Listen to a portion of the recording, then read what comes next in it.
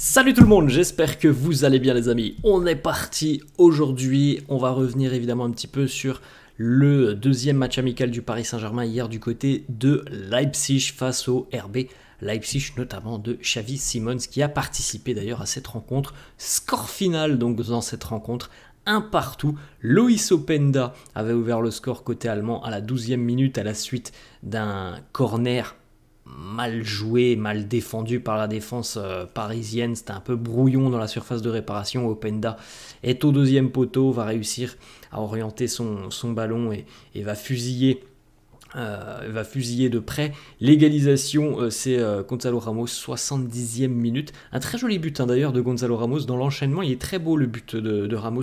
Le contrôle frappe avec une exécution très très rapide de l'attaquant portugais. Vraiment très très beau but. Il a, je pense, de nouveau marqué des points un petit peu hier.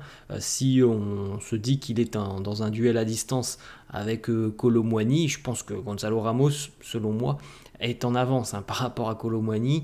Voilà, encore une fois, hier, je trouve que ces déplacements sont très intéressants. Et ce but, c'est vraiment l'instinct du buteur qu'il nous a sorti hier grâce à ce très très bel enchaînement.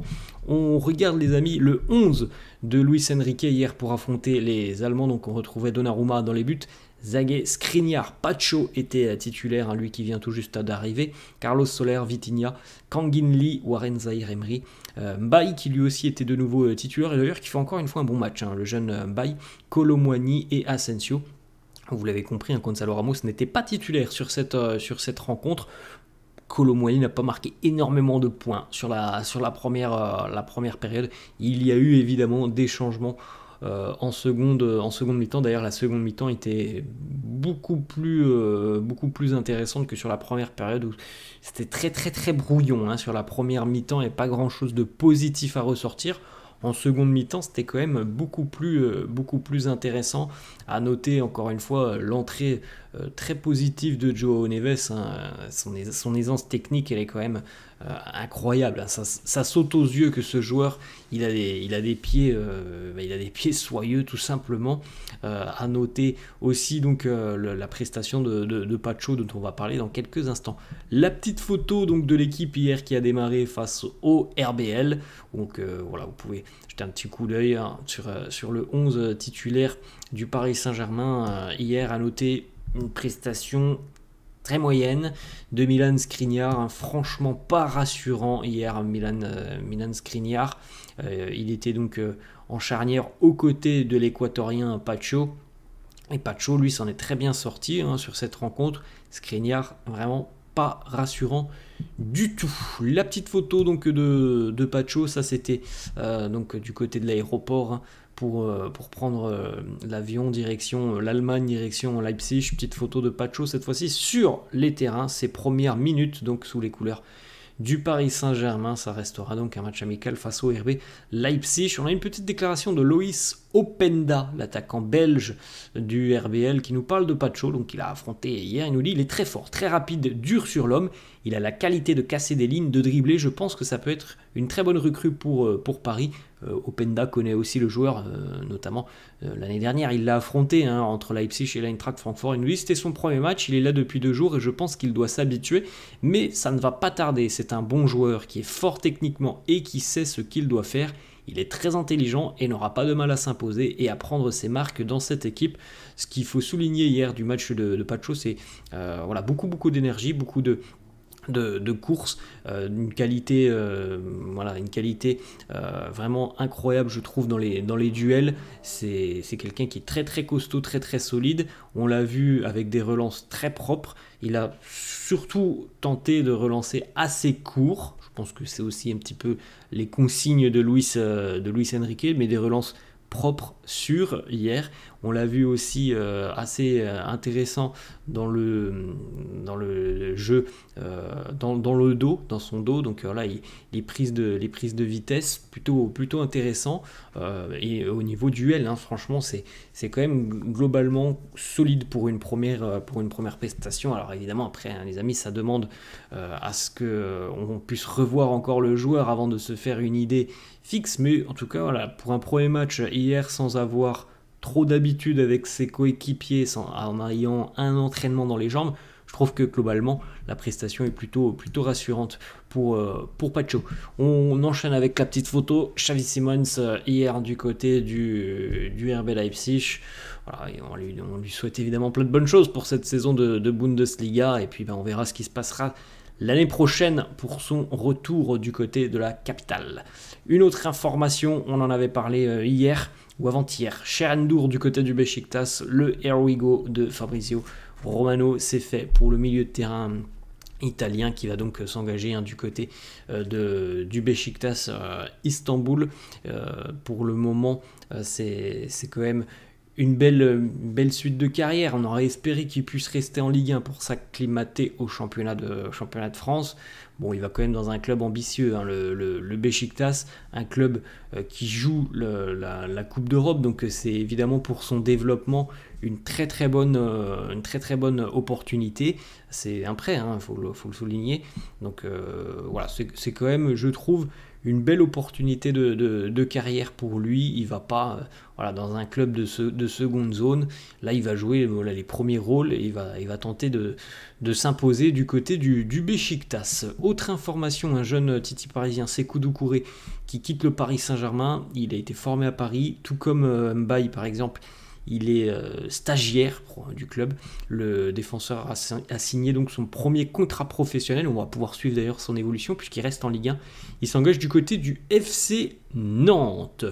On a deux petites informations sur Désiré Doué.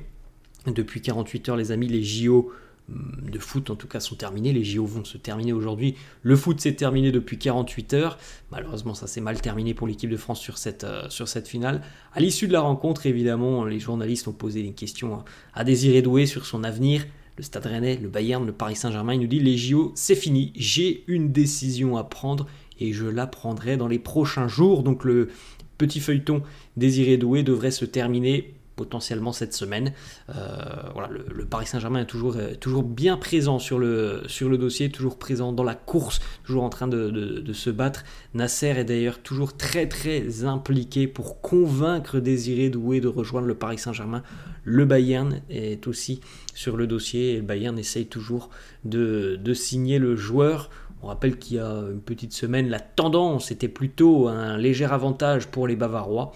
On aura la réponse définitive dans quelques jours pour Désiré Doué. En tout cas, le Paris Saint-Germain et son président ont fait tout leur possible visiblement pour le convaincre. Alors peut-être, on verra comment ça se passera, mais peut-être qu'ils s'y sont pris un petit peu tard. Il y avait eu cette information, vous vous en souvenez, qui est sortie il y a une dizaine de jours, et cette information qui nous disait que Désiré Doué avait été un petit peu déçu de voir que le PSG avait été très attentiste en début de mercato et donc que le Bayern aussi avait pris un petit peu d'avance. Bon, on verra. Voilà, on n'a plus qu'à attendre la décision du joueur qui va intervenir d'ici à quelques jours. Autre information, encore une fois, entre le Bayern et le Paris Saint-Germain. Florian Plettenberg, journaliste Sky Allemagne, qui nous sort aussi cette information. L'option la plus concrète à l'heure actuelle pour Kingsley Coman serait le Paris Saint-Germain. Des discussions formelles ont eu lieu.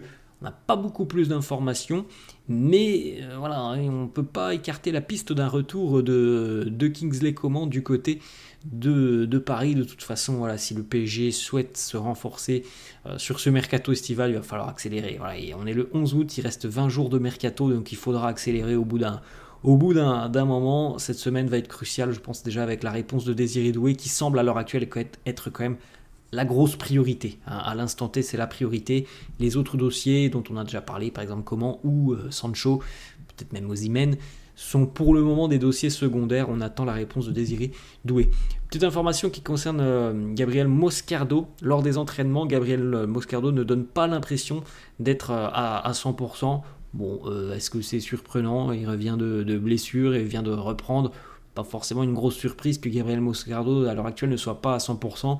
C'est d'ailleurs pour ça qu'il a été ménagé hier face aux Allemands du RB Leipzig. Pour le moment, les amis, donc à 20 jours de la fin du mercato, voilà les recrues du Paris Saint-Germain version été 2024. Lucas Beraldo, Gabriel Moscardo, Matvei Safonov, João Neves et William Pacho. Est-ce que ça, c'est ce qu'on nous avait prédit il y a quelques mois en arrière? Je ne pense pas, parce qu'on nous avait tous annoncé l'arrivée d'un grand numéro 9, voire même peut-être 2 grands attaquants. Pour le moment, ils ne sont pas là. Donc voilà, je pense qu'il y a des jolis coups. Selon moi, João Neves et Pacho, déjà, ça va être des joueurs qui, je pense, auront un rôle important. Safonov, bon, on se doute normalement quand même, hein, même si on entend, oui, il va bousculer la hiérarchie, il n'y a pas de hiérarchie fixe, je pense que Safonov sera numéro 2. Moscardo et Beraldo, on verra, on a connu un petit peu Beraldo sur la seconde partie de saison, on verra ce que ça donnera, mais on reste quand même un petit peu sur notre fin. Je pense que tout le monde attend quand même d'autres arrivées d'ici à la fin du mercato. Voilà, vous pouvez faire un petit arrêt sur image, hein, les amis, avec l'effectif complet du Paris Saint-Germain à l'heure actuelle. Et il est vrai que voilà, c'est un effectif de qualité, mais on peut quand même déceler quand même certains manques, hein, je pense, dans cet effectif. Donc c'est pour ça qu'il y a encore 20 jours de mercato et qu'on espère que certains dossiers vont quand même bouger favorablement.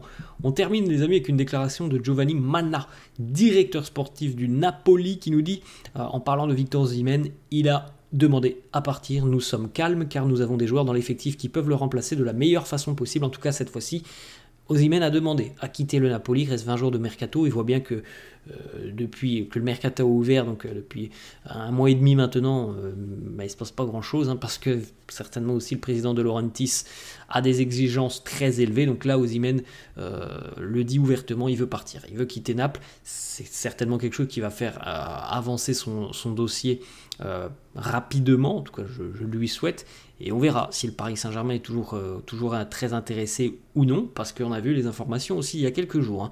C'est pas forcément la priorité de Luis Enrique d'aller chercher Victor Osimhen, donc voilà, de toute façon les amis, il reste 20 jours de mercato, donc forcément il y a des dossiers qui vont accélérer.